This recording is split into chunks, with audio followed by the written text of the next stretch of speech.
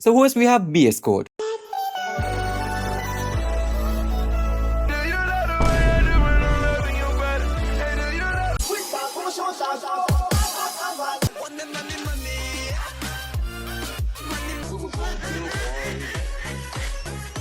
If you are using VS Code, you have the Aura equivalent to that of an Edge user. Look, we all know Chrome and all these free Google products are a massive data farm. Why else would Google pay $20 billion to put on a free product? The same concept applies to VS Code. I mean, if you're using Windows, you're already very cooked, but at least you can do yourself a favor and increase your Aura by using any of the other alternatives. Next, we have Cursor. Bro, if you're using Cursor at work, then fuck yeah, respect. Slack as much you want in the office. But if you're using Cursor while learning programming,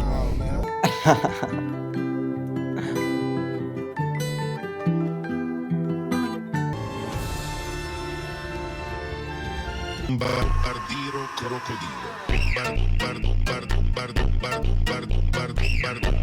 Brr brr patapim, il mio cappello è pieno di slim. Nel bosco fitto. VS Code detected, opinion rejected. Next up we have IntelliJ. I always feel like IntelliJ is built for those rich kids who flex his 100 plugins but still lags on a hello world. Bro got that AI assistance but can't autocomplete until you sacrifice 4 GB RAM and your soul. Your whole IDE feels like it's mining crypto every time you hit run, okay? But for real, credit where it's due. These code suggestions be hitting hard sometimes. And at least you're not using VS Code. So I give you 40 Aura points. Next up we have Bluefish. Just looking at that logo rizzes me up. While everyone's out here flexing their VS Code, Neovim, Emax, the real ones are using Bluefish. Who needs syntax highlighting when you have got great autocomplete? Nah, Bluefish makes you earn those semicolons. It's giving raw. It's giving I code blindfolded in C on a potato vibes. And if you're not coding blindfolded on a potato, I'm afraid to say, but you're not a real developer. Used by 3 people and a government so in 2003, and that's why it gives you 100,000 Aura points.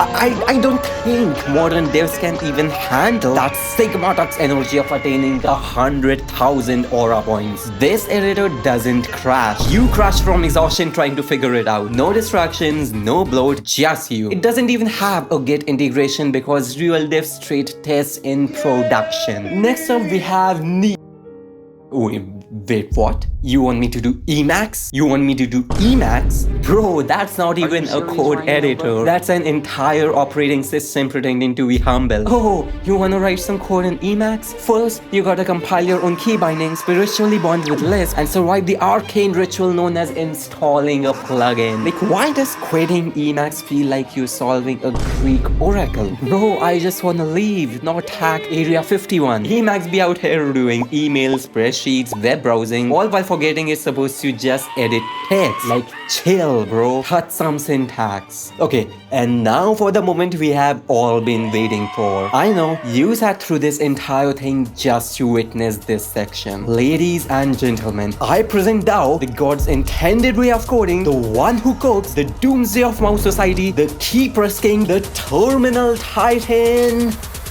Neovim.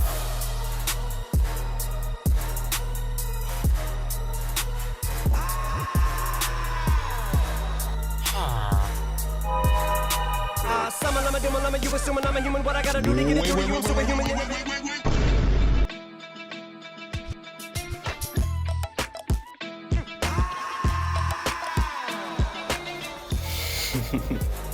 Neovim don't edit code, it bends code to its will. You open a file, blink, and boom. $5 fixed, 3 files renamed, and your coffee brewed. VS Code, clunky. JetBrains, bloated. Sublime, sleeping. Neovim, he's him. You want autocomplete? Done. You want Git signs, tree views, syntax aware NAV, AI copilot, and a dashboard that slaps harder than your Wi-Fi during exams? Done.